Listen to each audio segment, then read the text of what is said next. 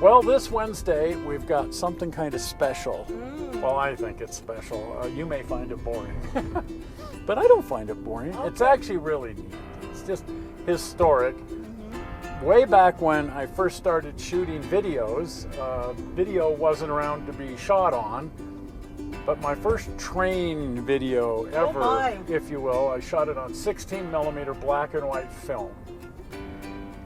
And in going through all these old tapes and everything, there it was, and so I thought I would share it with you guys. My first film. My first ever train video, 16mm. We're not gonna pull out the projector and shoot it up on the wall, but that's how I used to have to show it back then when I'd show it to people. And then eventually I got it put on video, and now it's on digital, and now it's on YouTube. Yay! So check this out: the Salt Lake and Garfield Railway out to the Saltair Beach Pavilion. Wow.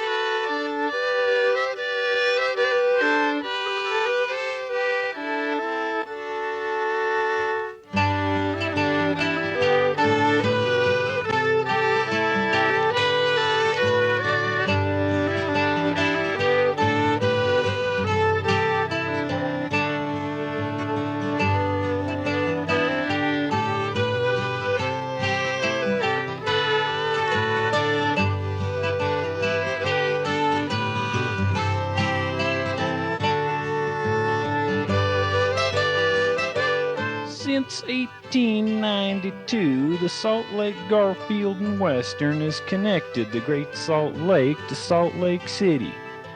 The 15-odd miles of mud and alkali flats took a full day to cross on horseback, so it seemed like a logical place to build a railroad. Back then, it was called the Salt Lake in Los Angeles, but as it never went anywhere near Los Angeles, in 1916 the name was changed to the Salt Lake, Garfield, and Western.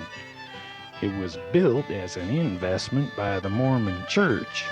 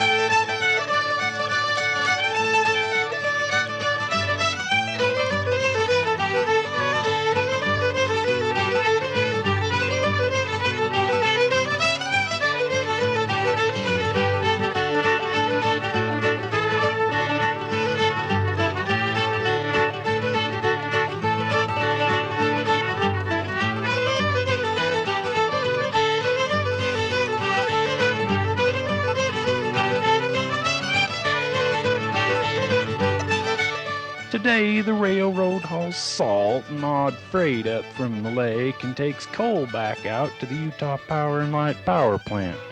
But that's not what the railroad was built for hauling. This railroad was built to haul passengers out to the Saltair Resort on the Great Salt Lake. Saltair was a 9-acre amusement pier that stood half a mile out into the lake.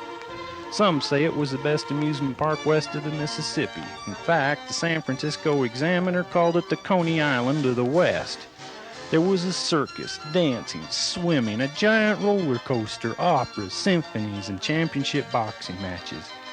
In fact, promoters put together a fight between Jim Jeffries and Jack Johnson that was to go 45 rounds and have former President Teddy Roosevelt as referee.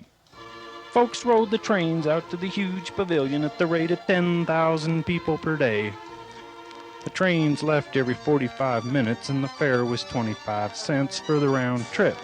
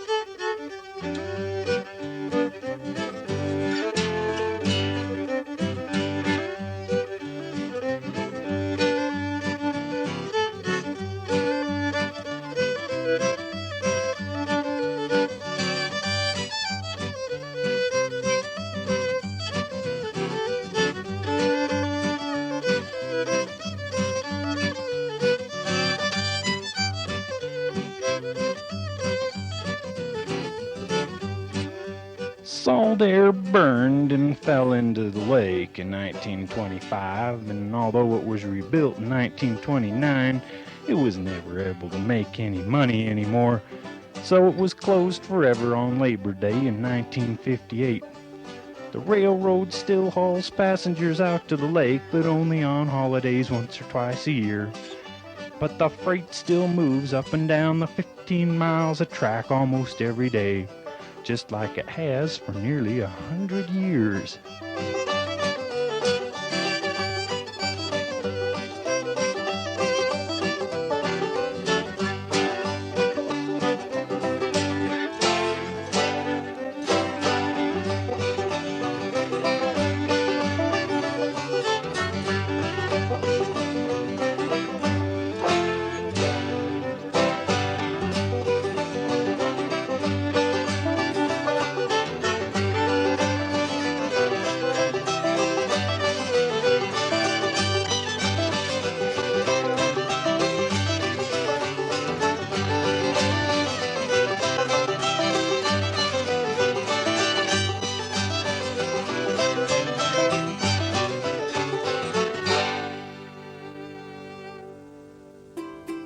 Well, there you have it, the Salt Lake Garfield and Western Railroad Yes.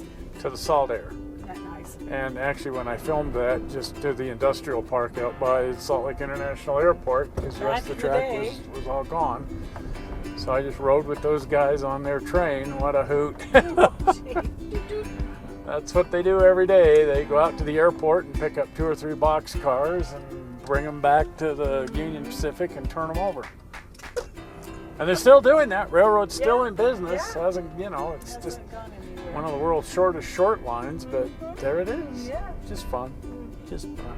And historic equipment, that stuff pops up all over the place.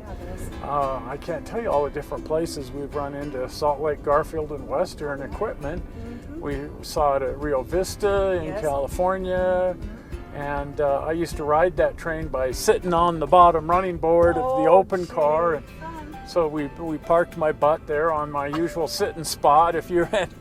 And I think we posted that to Facebook or something. But there was one of those cars in Las Vegas, a green one, and that one is now in Heber on the Heber Creeper, and we ran into it there, and that's in the Heber Creeper show. Right.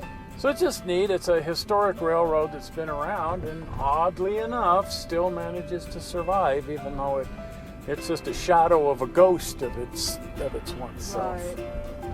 Anyway, that's cool.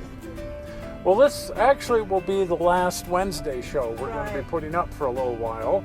Winter is here, Right. and we're going to be screwing around with the railroad, Right. and we're doing Christmas And Thanksgiving. and Thanksgiving and family coming Right. and everything, and it takes a lot of time to put up 2 shows a week. Right. And we are going to be rolling out the new show, The Right. Collector's Attic, and it's just kind of a fun little short thing. Right. And we'll be getting those up and working on those. So in the interim, we're not going to do Wednesday shows for a while. Right. It's the bottom line. Right. But of course, the Sunday show goes on No matter what. no matter what. That's almost like a moral imperative that Yes, the it's Sunday morning show goes up, and that's an end of it. Right. The Sunday drive always has to go up, Mm-hmm. and it will. Well, if you haven't been over to the channel to scope that out, do pop on over to the channel and look around. And if you're not a subscriber to the channel, you want to be a subscriber to the channel because it's all cool, it's all good stuff. Right. And the easy way to become both a subscriber and get to the channel is to click on the ever popular blue button, which is popping in just now. Right down here, you see the blue button. If you don't, you might have to turn your phone or, maybe Stand not up work on your forever. television set or whatever. At any rate, we're not sure how you found this movie on the internet. We hope you didn't find it boring. And we will see you here again on Sunday with some massive screwing around. We'll see you See ya. then. Bye-bye. Bye.